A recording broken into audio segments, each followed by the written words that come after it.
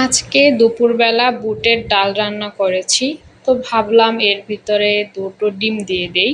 তো এখানে আমি দুটো হাঁসের ডিম দিয়ে দিলাম। তো এই ডালটা আজকে খেতে অনেক মজা হয়েছিল। এটা রান্না শেষে আমি গরুর মাংসটা বসিয়ে দিয়েছি। গরুর মাংসটা আমি সবসময় হাতে মেখে রান্না করি। আজকে মশলা কষিয়ে তারপরে রান্না করতেছি। গরুর মাংসটা প্রথমে সব মশলা কষিয়ে মাংসগুলো দিয়ে কিছুক্ষণ নেড়েচেড়ে আমি ঢেকে দেই, তাহলে তাড়াতাড়ি হয়ে যায়। তো এখানে আমি ভালো করে কষিয়ে নিচ্ছি। এটা আমি প্রেসার কুকারে দিয়ে দিব, তাহলে তাড়াতাড়ি হয়ে যাবে। এই যে একদম ভাজা ভাজা হয়ে গেছে। এখন প্রেসার কুকারে বসিয়ে দিব। তো ঝটপট রান্নাগুলো সেরে নিচ্ছি। আর আমি এদিকে বেগুন গোল গোল করে কেটে হলুদ মরিচ আর লবণ মেখে রেখেছিলাম। এখন এগুলো তেলে ভেজে নিচ্ছি। বেগুন ভাজা আমার অনেক পছন্দ, আমার জামাইয়েরও অনেক পছন্দ। সে বেগুন সবসময় বাজার থেকে আনে। তো আমি কি করি, প্রতিদিন একটা একটা বেগুন ভাজি করি। এইদিকে আমার ভাতও হয়ে গেছে। এখন ভাতটা ঝাঁঝরিতে ঢেলে নিচ্ছি। তো দুই চুলা, গ্যাসের চুলা আর কারেন্টের চুলা, এজন্য আমার রান্না তাড়াতাড়ি হয়ে যায়।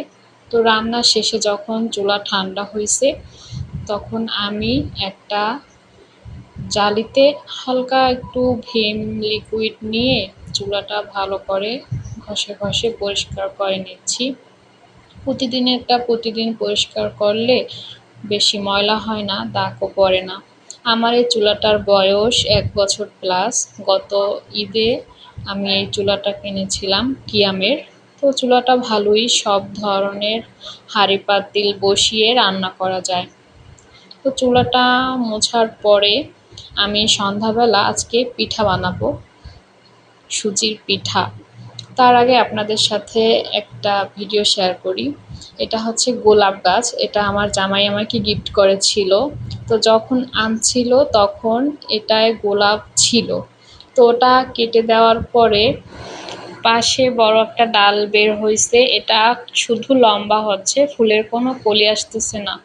সন্ধ্যাবেলা আমি সেই পিঠা বানাচ্ছি, সুজির পিঠা। এখানে আমি লোহার কড়াইতে পিঠাগুলো বানাচ্ছি। তো মাশাআল্লাহ পিঠাগুলো খুব ভালো হয়েছিল, একদম ফুলকো ফুলকো পিঠা হয়েছিল। আমি ঢেকে দিয়েছি। এই যে দেখুন পিঠাগুলো ফুলে কি সুন্দর হয়েছে দেখতে। তো লোহার কড়াই যেহেতু, এজন্য একটু নিচে লেগে গেছে। আর আমি এটা গুঁড়া দুধ ইউজ করেছি, আমার মনে হচ্ছে সেজন্য পিঠাটা একটু লেগে যাচ্ছে নিচে। যাই হোক, খেতে অনেক মজা হয়েছিল।